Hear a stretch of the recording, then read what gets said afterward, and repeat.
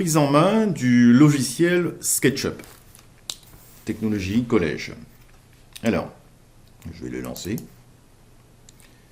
Alors moi j'ai cette fenêtre, je l'ai déjà ouverte.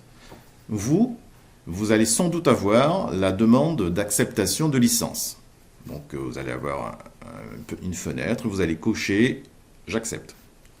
Première chose, avant de cliquer sur « Comment commencer à utiliser SketchUp », vous devez choisir un modèle type. Alors il se peut que quand vous avez cliqué sur « Commencer à utiliser SketchUp », il va vous demander de quel modèle vous voulez. Donc, je ne sais pas dans quel sens, en fonction des versions, mais là, avant de cliquer ici, vous cliquez sur « Choisir un modèle type » et vous allez choisir millimètres. Alors c'est hyper important parce que toutes les mesures que je vais vous donner dans les activités sont en millimètres. Vous imaginez que si je vous dis de tracer un mur de 3000 mm, qui correspond à 3 mètres, si vous étiez en mètres, vous allez faire un mur de 3000 mètres, c'est-à-dire 3 km. Donc ce sera des mesures complètement fausses. Donc je choisis millimètres et je clique ici, commencer à utiliser SketchUp.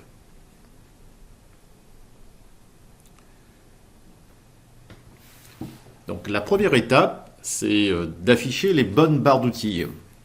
Donc la première chose à faire, c'est de venir ici, dans le menu affichage, barre d'outils, et je vais venir décocher premier pas. Donc cette barre de menu, je vais l'enlever, et je vais mettre grand jeu d'outils, mesure, standard et vue.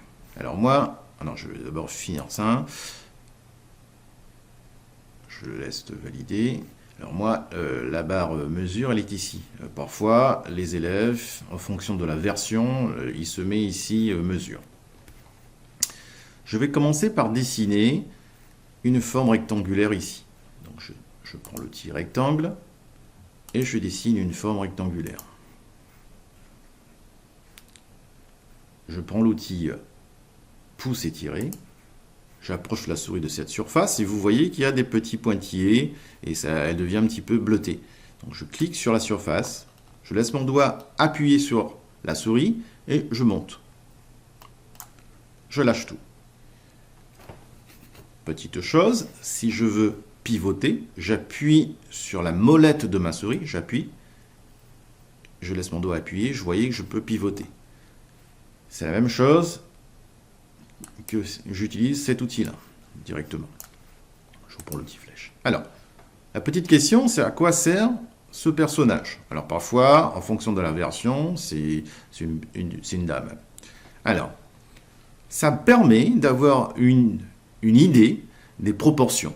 Si vous faites un dessin, on va dire sans respecter des mesures, j'ai une petite idée de la hauteur de ce que je viens de dessiner. Donc là, je vois que c'est à peu près à hauteur d'homme. Alors, première chose, je vais prendre encore l'outil rectangle et je viens me mettre ici dans l'angle et je vais tracer ce rectangle et je prends l'outil pouce étiré, j'approche ici de cette surface, elle est bleutée en pointillé et je pousse. Je profite pour vous expliquer comment je fais pour annuler une action. Je clique ici, je clique pour annuler. Et je peux faire ce que je viens de faire autrement, en utilisant l'outil crayon. Je vais mettre ici un point ici. Je mets le trait bleu, comme ça il est parallèle à cette ligne-là. Je laisse en bleu. Je laisse en rouge, comme ça le trait est parallèle à cette ligne-là. Et je clique là. Et je prends l'outil pousser et je pousse. Je pivote ici. Autre chose, à quoi servent ces petites maisons? Eh bien c'est simple, celui-là c'est vue de dessus. Je clique dessus, vue de dessus. Vue de face, vue de côté. Je vais remettre la vue isométrique. Alors, première chose, on va tracer un cercle ici. Je trace un cercle ici. Je prends l'outil pouce étiré et je vais pousser. Alors, si je continue de pousser, vous allez voir que il y a un tube qui apparaît. Ben, c'est pas ce que je veux faire. Je vais revenir avec ma souris. Je laisse mon doigt appuyé bien sûr sur ma souris. Je reviens et vous avez vu que si j'approche ma souris de cette arête, j'ai un carré rouge. Donc je m'approche de cette arête là et je lâche ma souris. Si je pivote, qu'est-ce que je vois? Ben, que j'ai fait un enlèvement de matière. Alors maintenant, ce que je vais faire, je vais venir mettre de la couleur. Donc, alors, dans la palette ici, ça se trouve que vous n'avez pas forcément le même ordre. Hein. Donc moi, la matière, elle se trouve tout en haut. Donc je prends la matière, donc je prends ici la couleur. Je viens mettre ici une couleur rouge. Je descends, je mets une couleur jaune là. Vous mettez les couleurs que vous voulez. C'est juste histoire de voir que vous manipulez le logiciel. Voilà, donc je mets plusieurs couleurs. Donc voilà la première pièce que je vous demande de faire. Alors, je vais juste faire une petite parenthèse sur la palette des couleurs. Alors, ça se trouve que vous n'avez pas les couleurs comme moi, là, comme ça se présente. Donc, vous allez venir cliquer sur la petite maison. Donc, je fais l'effet inverse. Hein, je reviens ici. Je pense que vous avez peut-être au départ un menu comme ça. Donc, vous allez venir cocher dans couleurs. Alors, il y a deux couleurs, parce que c'est des couleurs différentes. Hein. Vous cliquez sur couleurs et c'est comme ça que vous choisissez vos couleurs. Petite parenthèse, donc je reviens derrière, vous pouvez aussi avoir des différentes choses. Hein. Vous avez ici du carrelage, etc. Alors il y a autre chose aussi que je voudrais que vous sachiez faire, c'est de résoudre des petits problèmes. Alors parfois des élèves viennent cliquer sur le petit carré rouge là. Qu'est-ce qui se passe? Ben, la fenêtre disparaît. Alors je reprends bien ça. La fenêtre a disparu. Comment je fais pour faire réapparaître cette fenêtre? Donc je viens ici dans Fenêtre, Palette par défaut, Afficher la palette.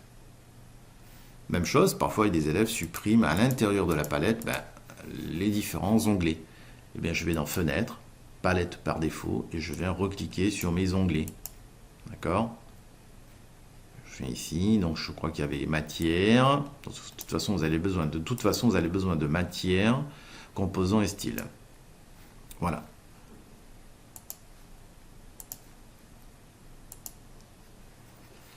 Alors, autre chose, parfois aussi les élèves cliquent sur cette barre-là et la déplacent. Deux façons de la remettre en place. Soit je clique deux fois dessus et il se met en place automatiquement. Soit je clique dessus, je laisse mon doigt appuyé sur la souris, je m'approche du bord et il se met en place. Alors, parfois aussi, les élèves font, alors je fais un zoom négatif et ils ne trouvent plus où se trouve la pièce. Ils sont perdus. Eh bien, vous cliquez ici, ça permet de remettre la pièce au centre. Ce sont donc les outils principaux pour pouvoir dessiner sur SketchUp.